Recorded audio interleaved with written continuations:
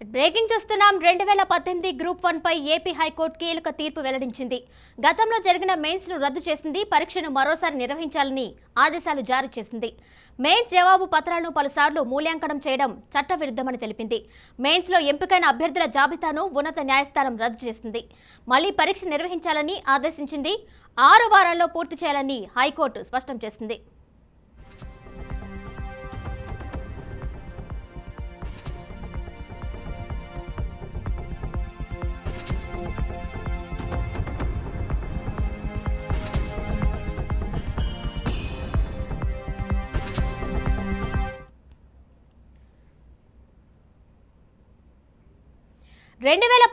Group 1 పై AP high court కీలక తీర్పు వెల్లడించింది. గతంలో జరిగిన మెయిన్స్ ను రద్దు చేసింది. పరీక్షను మరోసారి నిర్వహించాలని ఆదేశాలు జారీ చేసింది. మెయిన్స్ జవాబు పత్రాలను పలుసార్లు మూల్యాంకనం చేయడం చట్టవిరుద్ధమని తెలిపింది.